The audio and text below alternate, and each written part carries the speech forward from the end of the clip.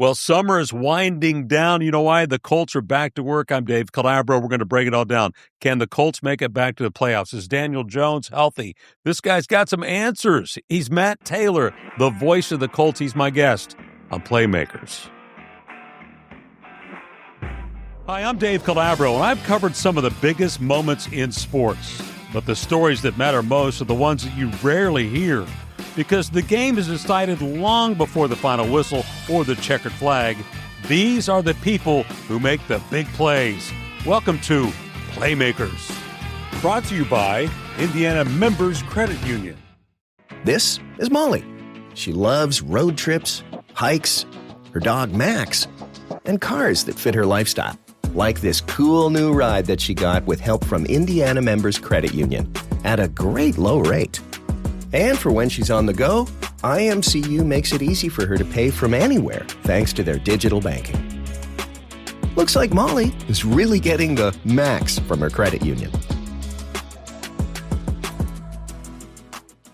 Hi, everybody. Welcome to another edition of Playmakers. Dave Calabro hanging out. Guess what? It's finally here. Football season's finally here. I'm fired up. Matt Taylor, the voice of the Indianapolis Colts, is here. What's up, buddy? My man, how are you? Good to see you. Good to see your face, man. I haven't seen you since we were hanging out in the locker room a couple of decades ago. The scrums, the locker room, always fighting for position. Yeah. With the big, superstar players. Oh yeah, all those big star football players in there. We're showing them our muscles while we're at it. Yeah. People confusing us as athletes. Exactly. Speaking of athletes, Roncalli High School grad. Yeah. Yep. Franklin College. Yep. And claim to fame at Roncalli.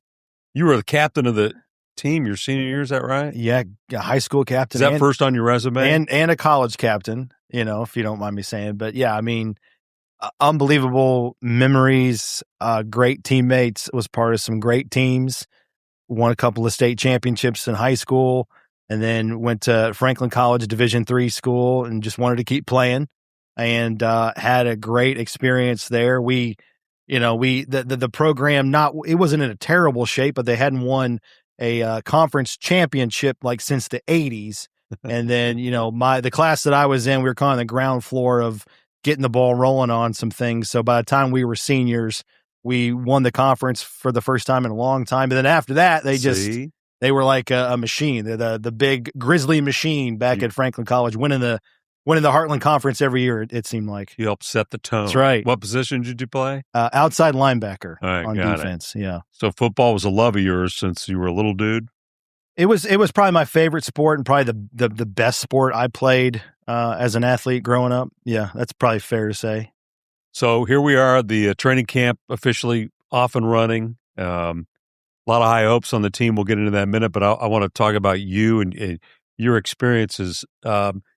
You started back in 2012 with the Colts? Yeah, this will be year 15, season 15. You were working at radio stations prior to that, right? Yeah. Board op. Yep. Board op, hosting, producer, whatever they needed, right? Yep. So my first one, I had a bunch of part-time gigs right after college. And one of I'd tell this story all the time. One of my part-time jobs was I was working at MS Communications, which is now Radio One, but they own the Fan and Hank FM, everything, and all the big properties in town for sports-wise. Colts, Pacers, IU, IndyCar.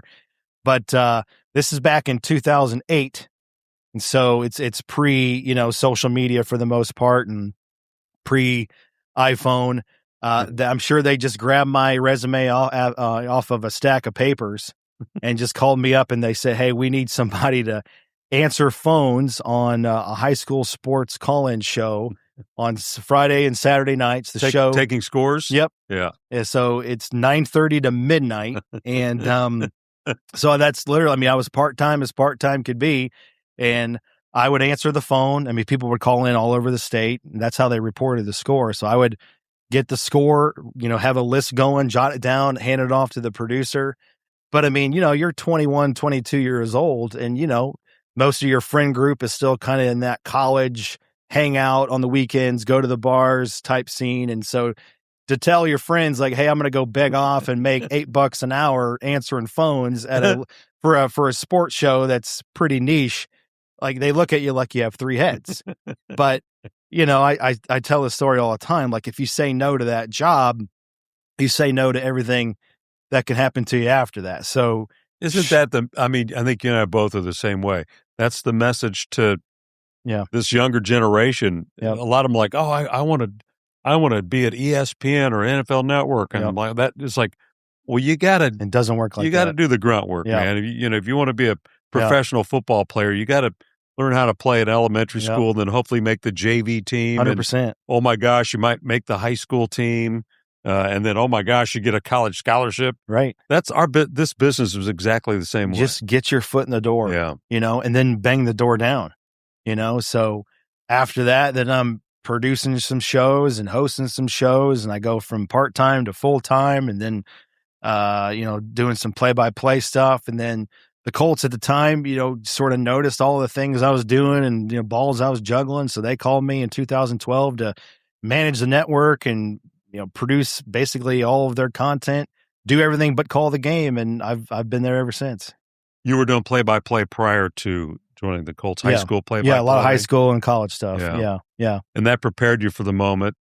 Bob Lamey, longtime voice of the Colts, and then you stepped in to take over for him. Yeah. That's a big shoes. Yeah, 2018, that was a wild season, and both on the field and then just, career-wise for me. But interim voice of the team that year, and that came with some internal trepidation just because it's a huge opportunity. Right. It's a huge shot, and not to be too dramatic about it, but like when most people are up for a promotion at work and they maybe get passed over for it, they'll know about it, their boss will know about it, or their significant other will know about it if they choose to tell that person. But in my case, hundreds of thousands of people would know, my job situation. And so it was just a huge chance.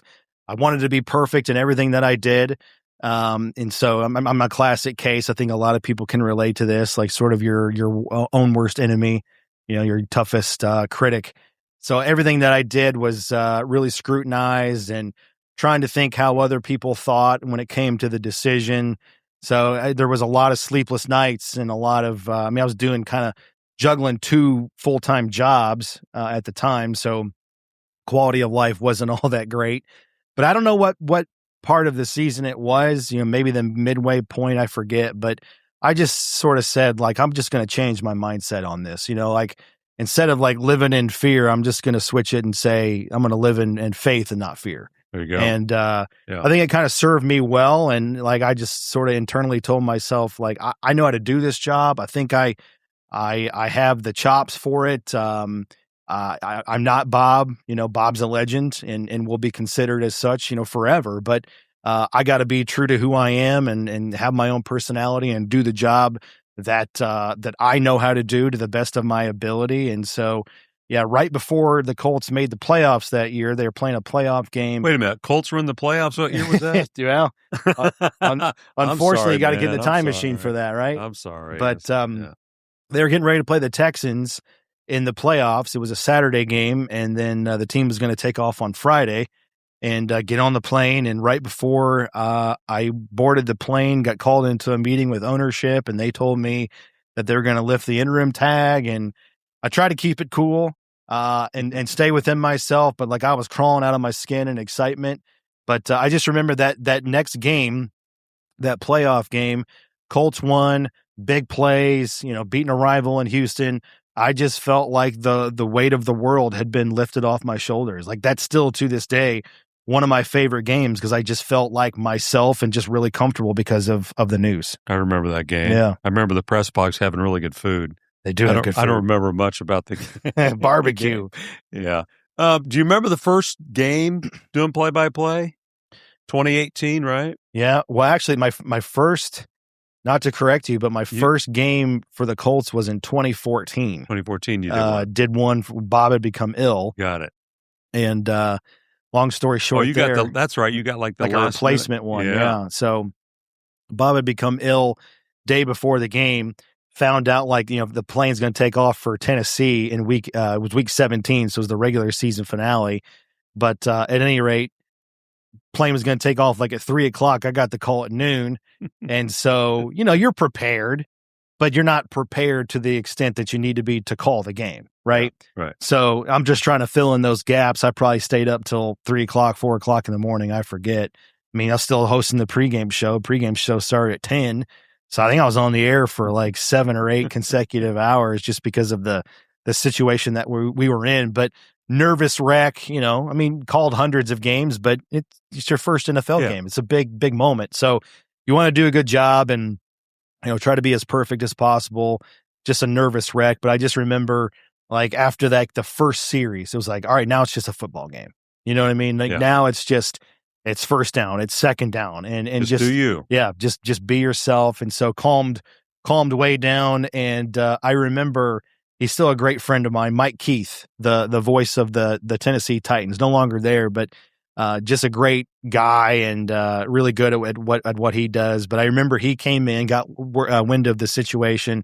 He came in before the game and just puts his arm around me and is like, "Hey man, I'm meeting you for the first time, but you got this." And I just remember like his calming voice and presence and reassurance just it meant a lot to me, for him to show that kindness and that, that calming voice for a guy that's done over at that point, probably 400 NFL games. It just meant a lot. And every time I see him to this day, I still bring that up to him. That's pretty cool. Just that one moment. So you've taken a moment to do that. Did you emulate other play-by-play people? Did you, like my brother has done NBA basketball for a million years, and I remember him as a kid. He would listen to everybody. Oh yeah. And Jerry Baker was one of his guys. Did you have people that you were like, studied them? Yeah. I mean, we're blessed in this market to have, some all-time greats, I think you and I have talked about this story before, but like my dad and I, like our thing was, my dad was huge into golf. I don't really particularly enjoy golf. So our thing together growing up, as father-son, we would go to IU games. He was a long time, still is, IU season ticket holder for football and basketball now for like 35 years. So he would, to his credit, he would make sure we just spent a lot of time going to games and talking about games. And so, honestly, how I kind of got really interested in this was going to games with him. And then on the way home from games, driving back into town, listen to Don Fisher on the radio or scanning it to listen to Joe McConnell do Purdue or Don Criqui at Notre Dame or the Westwood One game of the week. And then, Pacer games with Mark Boyle, Colts games with Bob. Like there were just a lot of great guys locally to sort of look up to and emulate and study. So, that's where the Don Fisher impression came from and the Marv Albert stuff. Can you do a Don Fisher? Yeah. Oh yeah. I don't believe it. Cross the chime line. Here's Jordy Hulls. Goes right side of Verdell Jones. Inside of Victor. Now, here's Watford. Top of the key. Left-hand dribble at the elbow. Stops, flies. He got it. Indiana. Back on top by 2. That's really good. Time out on the court. Indiana University basketball from Learfield Sports. There you go. Well done. Speaking, we had Fisher on. We went down and did a podcast with him this spring, and you're right, just one of those iconic voices. And I think he appreciates the impression. By the way, like he knows it's a form of flattery. It is, right? Joey Molinaro was also on our podcast, and I have to say, you do a better Dave Calabro. Hey, Joey. No, Joey's I'm is gonna pretty put you good. on the spot. No, Joey's pretty good. No, Joey's is really good. I think he's better, obviously. Whatever. Yeah, I think he's got you there. Well, there's a moment that we'll get back to on that. Okay, so people you emulated. I don't think people realize the job at hand for you or for announcers. Like training camp is here now. We're going to get into specifics about the season, but the grind for what you do. Yes, it's a great job and blessed to do it, but man, you put some hours in. No question. It's like being part of the team. Yeah. You are part of the team. Well, I appreciate you saying that. And that's kind of how I feel about like Don or Bob. I in some ways, I feel like they are more of, I think Don Fisher is more IU basketball than any player I can think of. Yes. Just because of the brand. Yeah. And he's been there so long and he's an institution and it's called so many great moments. And he's just like that reliable voice and force you can count on. Right. So, yeah, I mean, once training camp starts, it truly is a lifestyle. It's 7 days a week for about 7 months, and you're constantly thinking about all that you have to do. And so, for those that don't know, I mean, it's not just being the voice of the team and doing the play-by-play. It's being a team ambassador or a spokesperson for the team. It's hosting all of the radio content that we have, which is all year long, digital podcasts and content, very heavily involved in that, which is all year long. So the good thing about the NFL is it truly never goes away. It's not hard.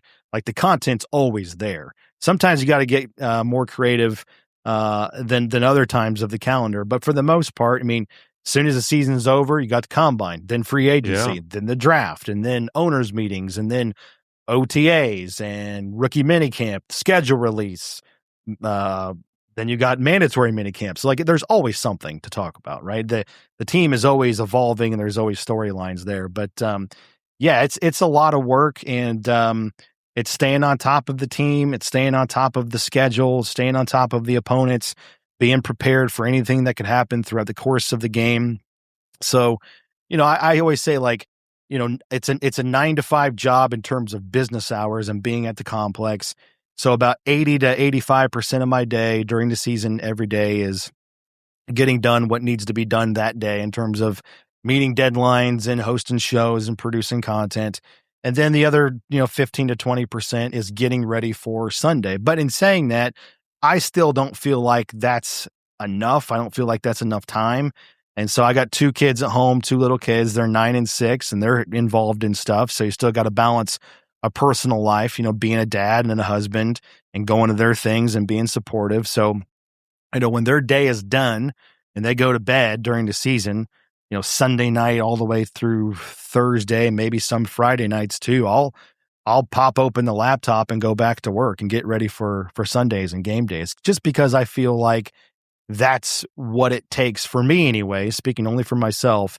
That's what it takes to meet certain, benchmarks and places that I need to be in terms of preparation to feel like I can do a good job for the fans and the responsibility of the job on Sundays.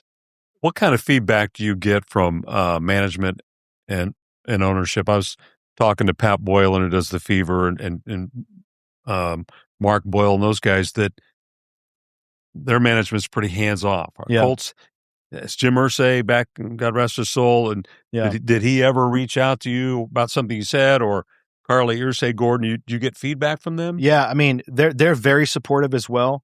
They're very hands off too. I think across the board, they are just hire the right people and let them do the job. I can think, so I'm going into year number 15 and have been on the air for the Colts in some capacity for most of that time. And honestly, Dave, I mean, I can count on 2 fingers how many times, I've been called in to talk about something that, a strategy that we took to discuss the team, or a strategy to implement to talk about a storyline going forward. Like, they very much trust you to cover the team while working for the team, which they want you to be objective. It's a little tricky. I mean, you want to be objective, but you know that you also work. Yeah, it's like an inherent conflict of interest. Yeah. Right? Yeah. But, within that, again, they trust you to be objective. And I think there's a right way to do it. I don't think I've necessarily mastered it, but I've gotten better at it over the years. You don't make it personal. And the key is, obviously don't use adjectives. Like, if the Colts defense can't stop the run, you don't say our defensive line is horrible and awful, and you don't attack guys personally. But, I think it's rooted in it's rooted in your research and, facts. Like, there's a way to do it, just, again, using that example, if the Colts down the stretch of a season defensively, they're struggling, they're not stopping the run, you can say, just do your research. You can say, well, the Colts are giving up the last 5 weeks, they're 1-4 in that span. And that coincides with giving up 130 rushing yards per game, which in the last 5 weeks ranks 30th in the NFL. You're giving facts. It's facts. You're backing and up. You're also not dodging the criteria of the season as to why things are going south a little bit. Yeah. So you're still, showing journalistic integrity, and you're still, proving to the fans that it's a source to come to be objective and get some real answers. And our benefit is too, on our roster, we've got great people that can at times better explain the why part of it, like Rick Venturi, Joe Wright's former player, Jack Doyle, former player, Charles Arbuckle, former player. These guys have literally lived these situations, so they can get into the X's and O's maybe sometimes better than me. But you have to talk about these things, and got to be objective about it, got to have integrity about it. And the Colts, they support that, and they want those things to be there. Let's switch gears and talk about the season upon us, man. Yeah. So, of course, last year, 8-2 start. Everybody's like, "Oh my gosh, this is just like the Super Bowl year. Look at this team's amazing. Everything they touch turns to gold." Yep. And then they kind of 0-7, 0-7, baby, missing the playoffs. What, the fifth consecutive year? Yeah. A lot of high expectations across the board this year for this team. I mean, let's just start with Chris Ballard. 10th year, right? Yeah. So a lot of people saying this is the year for him to, get the ship right and get to the playoffs. Well, I mean, you feel that too? Obviously, of course. Yeah. Of course. I mean, and he knows that. Everybody knows that. And, this is a little bit of a tangent, but, I think there's a group of people that think like how good you are at your job, speaking for myself and the job that I do correlates to the team record. We were 8-2 last year, and everybody thought I was the best play-by-play guy in the league. And then we went 0-7, and that was the worst. Right. That's our world, isn't it? Yeah. So I mean, it's the NFL, stands for not for long, brother. Yeah. You know what I mean? So everybody's kind of put on notice every single day, and I think the right word to describe the anticipation going into the year would just be urgency. I think it's at an all-time high. It's kind of boiling over, if you will, right? I mean, haven't made the playoffs since 2020. And to say this out loud, I mean, every time I do say it out loud, it seems unreal, but it's the truth. I mean, they haven't won a AFC South championship since 2014. And every team inside the division, every other team in the division has won it at least twice since the Colts last did. So I think the mindset of how the Colts have approached the offseason is rooted in that there's more of a belief that the Colts are more like the 8-2 team than the 0-7 team, right? And you make no excuses, right? You are what your record says you are, but every team in the NFL deals with injuries and key personnel losses, but Colts played, their schedule heated up on them there towards the end of the season. I think they played 6 straight games against teams to end the year that all won at least 10 games, right? So you're dealing with, the schedule heating up. And then you played some of the biggest games of the year without some of your most indispensable players. Jones on offense, Sauce Gardner, Charvarius Ward, DeForest Buckner along the defensive line. But the key for this year is to take those next steps forward and find ways to close out games, no matter your situation. It was like 6 games were lost by 8 points. The last one is So that you're taking the words right out of my mouth. Yeah. I mean, they lost 7 games in a row to end the year. 5 of those 7 losses were by 1 score. Wow! And they were 2-8 last year against teams that finished over 500, and they were 3-7 in games that were decided by 1 score.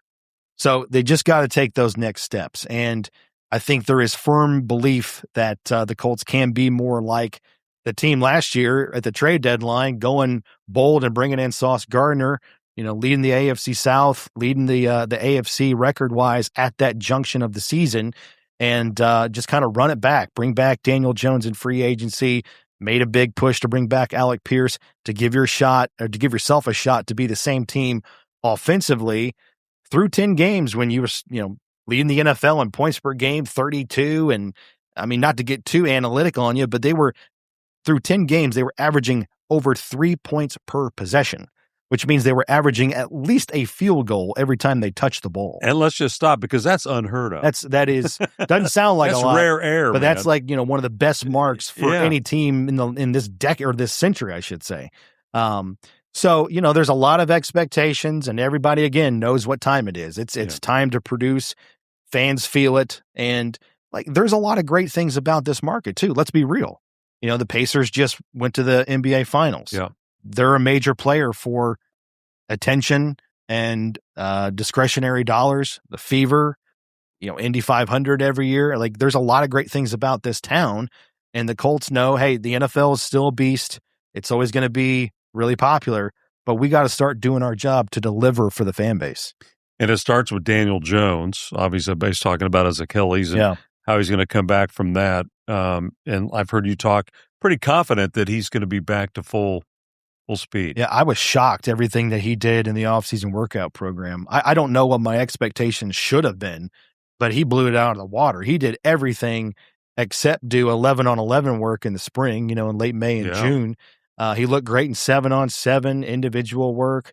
I guess what I'm trying to get at is, if you didn't know anything about football and you just flew in from Mars and you looked at Daniel Jones, you wouldn't have thought that he was coming off a major injury. Like, he looked that good and was that kind of far along in his rehab process. So I'm very confident what he can be and what he can do for this offense again. I think the biggest question that we have, and we're not going to get an answer on it until week 1 or the first couple of games of the season, is just, will he be able to, from a health and mobility standpoint, be able to pose and put in as many threats into the opposing defense as he did last year at the beginning of the season, because he just really unlocked so many parts of this offense because of his football IQ, synergy with Shane Steichen, and his ability to interpret the defense, but then his accuracy in all 3 levels of the passing game, Jonathan Taylor running the ball. I think that's why the offense was, statistically anyway, so historic to begin last year.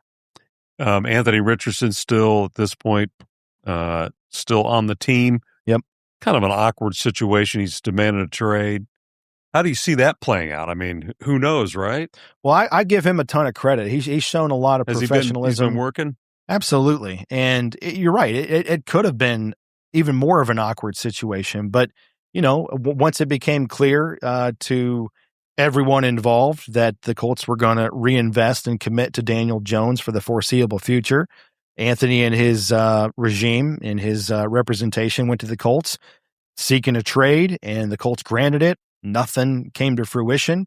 And so about the first week or two of the offseason workout program, back in April, Anthony just came back and said, I just want to continue to work, and I want to continue to take the next steps forward, no matter where I'm at, to have a chance to carve out a very viable and impactful NFL career. So he knows how important this is, not only for the Colts, but also just to send a message to 31 other teams that could be interested. And so that trade request is still out there, but I think this is win-win-win across the board for everybody. I mean, Richardson continues to develop, and from a Colts standpoint, why wouldn't you want to continue to develop Anthony Richardson, even though it has been a rocky start to his career, both on the field and off the field? But I mean, the guy is just oozing with talent. He is. He is. If you can continue to harness that, then I think that you should do that. And it doesn't give the Colts have no financial incentive to cut Anthony Richardson because he's a first round pick. So all that stuff's, locked in stone.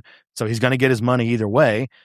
So don't make a decision from a roster standpoint on Anthony Richardson until you have to. Don't just trade him to trade him. If they get something back in return that's substantial, so be it. But, just continue to have him work, and he'll be a free agent next March. He'll continue to push Riley Leonard. Leonard will push him. That's win-win-win across the board for the Colts, because then it's a real battle and a real push for the backup quarterback job. And that's all to say, too. I mean, this is a fluid situation. Like I said, his trade value could be way different in the next couple of weeks compared to what it has been, because you might get quarterback injuries in preseason or in training camp. So his value could be way different, maybe day to day here. A couple more offense questions about the offense. Alec Pierce gets the big contract. Michael Pittman Jr. gone. Yeah. So who's number 2? Because the bright light's now on Pierce, obviously. Pierce is the guy going to take on. I think his role is going to be accentuated a little bit more. I mean, obviously, he's going to have to take on a bigger target share just naturally, right? You can't make that money and get because Pittman was 4 to 5 go-to. targets a game. Absolutely. And Michael Pittman Jr. is, such a guy to be admired. Played through a lot, tons of pain, stuff that we don't know about, answered the bell, and just really bought into the culture of the Colts offense and did all the dirty work and did it willingly, even though he was the star on offense. But that being said, again, I don't want to make it sound like I'm slighting him at all, because there's a ton of respect there. But I think that the Colts can evenly spread out the loss of Pittman. Pierce, again, accentuated role. Josh Downs, I think one of the sort of storylines I have for the season is, how do Josh Downs and Tyler Warren coexist in the same offense without Pittman? Because I think Pittman's presence last year plus Warren's maybe took some of the shine off of what Josh Downs can do within the offense. So I think he's going to have a heightened role. Obviously, Warren's going to be one of the most versatile players in the NFL on offense. But I think collectively they can make that work. There's going to be a battle for that number 3 wide receiver job. Is it Ashton Dulin? Is it Nick Westbrook-Akine? Is it a guy they've got a wide receiver draft pick and Dion Burks in the 7th round. Laquan Treadwell's coming back. So, that number 3 wide receiver position is important. You're not going to be playing the same snap counts as a Josh Downs or an Alec Pierce, but it is important to kind of fill out that weaponry to cover the loss of Michael Pittman Jr. He just was a great captain, a great leader, did the dirty work, like I said. But I think the Colts, if they can stay healthy and have guys step up in the right spots, I think they should be okay. Let's switch gears for time's sake, talk defense.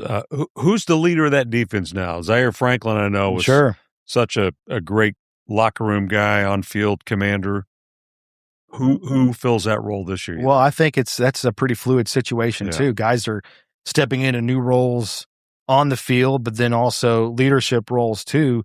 It sounds weird to say because the Colts have had so much continuity on defense. Like, the core has been there for a long time, but that core kind of got broken up a little bit this year with Zaire's trade and then Kenny Moore and then Kwity Paye's departure. Tyquan Lewis had been a mainstay. So, you could have up to 5 new starters on defense, which is really abnormal considering the stability and continuity the Colts have had on that side of the ball. So, C.J. Allen, I think, the linebacker out of Georgia, 2nd-round pick, he's plug-and-play guy into that defense in the linebacker spot. He's going to have to be he's going to have to produce on the field. He's going to have to be really communicative or handling that responsibility of the defense. I think he can handle it, but he's a rookie, so you just hope the acclimation comes pretty fast for him.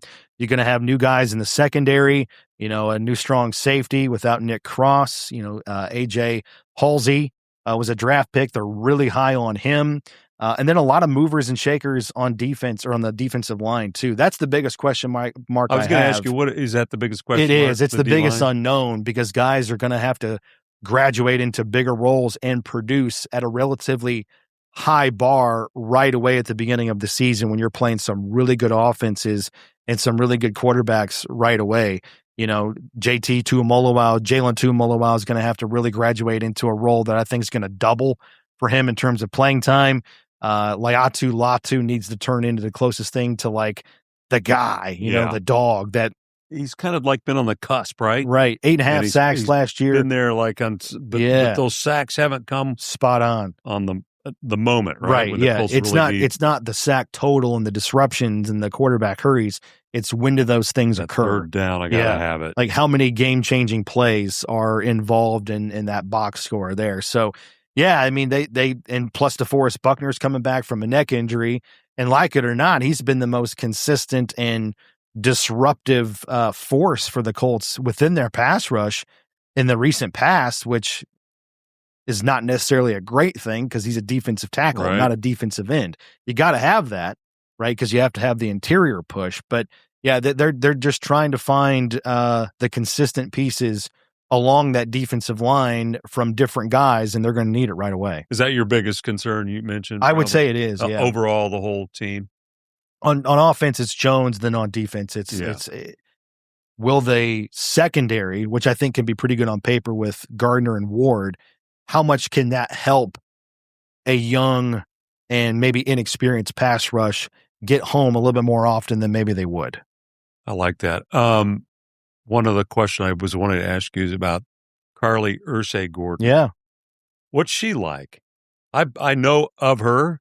I've had some conversations, but from a work standpoint, I've always seen her at practice. Sure. She's always, every practice I think I ever went to, she was out there with a clipboard. Yep. Of course, every game she's on the sidelines. Yep. She is heavily involved and so totally invested across the board in every department. I mean, this is her baby, you know? I mean, she is so invested in having the Colts be a steward, for the NFL, being a great community partner, but she is just driven to win. And she's driven to win in all aspects, you know, when it comes to community relations and winning in social media and clicks and downloads and getting as many eyeballs on the product as possible. And then obviously winning on the field. So she's incredibly driven. She's very much, you know, like Jim, all those things are really, really important to her. No stone unturned, very, very competitive. And just, you know, like I say this all the time, like this might be hard to understand, but like if there ever was a mom and pop billion-dollar organization, which all NFL teams are, it would be the Colts because they really do care about people.